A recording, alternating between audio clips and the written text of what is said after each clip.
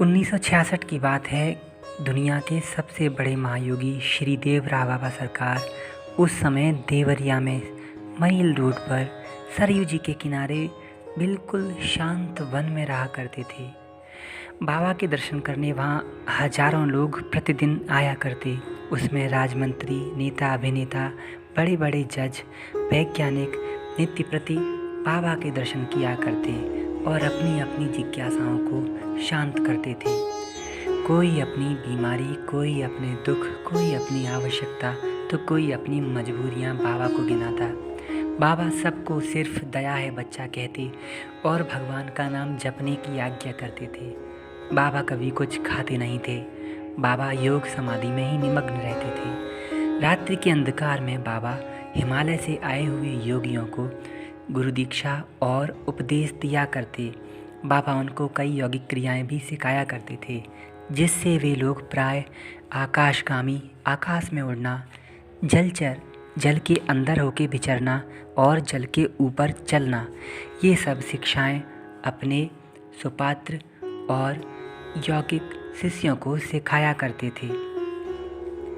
1966 में बाबा के नाम एक जज भक्त ने सुना। वे बेतिया के बहुत प्रसिद्ध जज थे और बहुत स्ट्रिक्ट भी थे। उनके 2 बच्चे मर गए थे, जबकि तीसरा बच्चा बीमार रहता था। किसी ने उन्हें बताया कि आप बाबा सरकार के दर्शन करने देवरिया जाइए।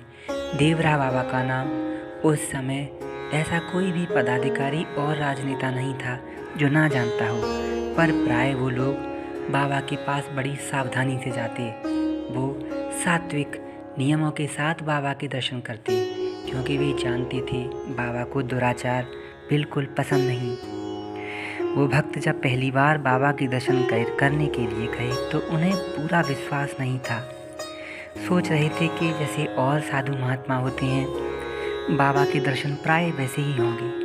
लेकिन जब वो जज भक्त पहली बार बाबा के सामने गए और बाबा ने उन्हें नाम लेकर के बुलाया, बाबा उनसे बोले, जज भक्त, हमें पता है तुम्हारे 2 लड़कों की मृत्यु हो चुकी है और तीसरा रोगी है, वो प्राय बीमार रहता है। चिंता मत करो, सब ठीक हो जाएगा, मेरी दया तुम्हारे साथ है।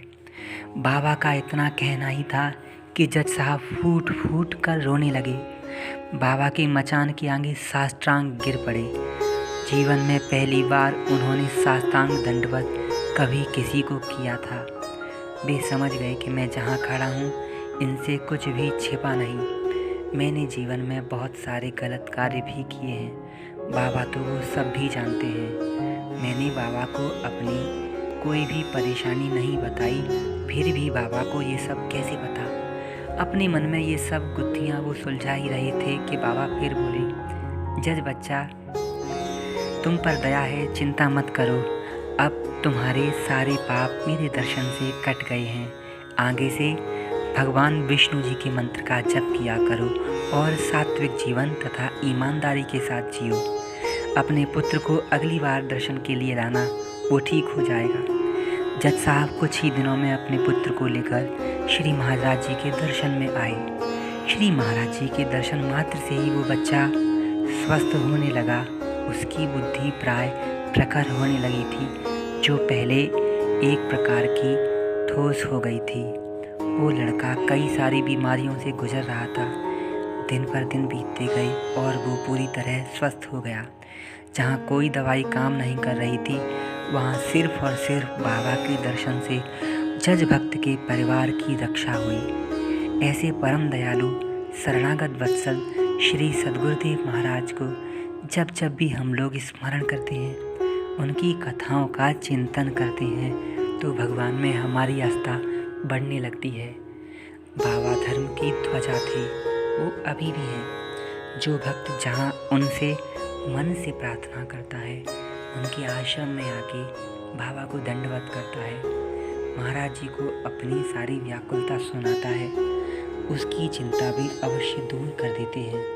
पर शर्त यही है कि बाबा को निश्चलता प्रिय है। उन्हें भगवान की भक्ति और गौ माता की सेवा विशेष प्रिय है। आप न आ पाएँ तो कहीं भी रहें, भगवान के प्यारे नामों का उच्चारण समय समय पर कर लिया करें। बाबा की दया अपार है, सब जगह है। उन तक आपकी बात अवश्य पहुंच जाएगी। जय श्री राधे, जय श्री बाबा।